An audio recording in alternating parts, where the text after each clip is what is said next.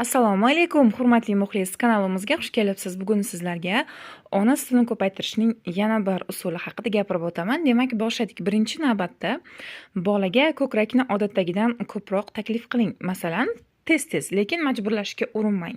Ko'krak berishdan avval uni yengil massaj qiling. Har emizganda ikkala ko'krakda emizing. Bola emib bo'lganidan keyin sutni yana sog'ishga harakat qiling va qoldig'ini chiqarib tashlang.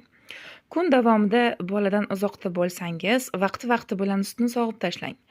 Yetarlicha uxlang. Kechasi uyqu chala bo'lsa, kunduzi imkon bo'lgan paytlar ham uxlab olishingiz mumkin. Avvalambor sog'lom ovqatlanish kerak. Ya'ni sabzavotlar, ko'katlar, go'sht, mevalar ratsioningizga kiritilishi shart.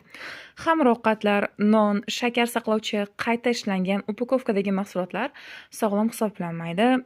Non boshoqda o'smaydi. Chipslar yer ostidan kavlab olinmaydi. Olma sharbati daraxtda pishmaydi albatta. Kuniga kamida 2 litr suv iching. Choy, sharbat, kola emas, toza suv. Asabiylashtiradigan omillardan uzoqroq yuring. Tug'ruqdan keyingi birinchi haftalarda sun'iy sut butilkalaridan foydalanmaslikka harakat qiling. Tug'ruqxonada suting kam, birinchi kun kelmaydi deb aytishsa ham. Birinchi kunlar bola och qolishi tabiiy holat hisoblanadi. Shuni hisobga olib, vazn tashlaydi. Bu ham tabiiy va tabiat tomonidan nazarda tutilgan holat hisoblanadi. Qorni och bola tez-tez emib, sut tezroq va yetarlicha kelishini ta'minlaydi.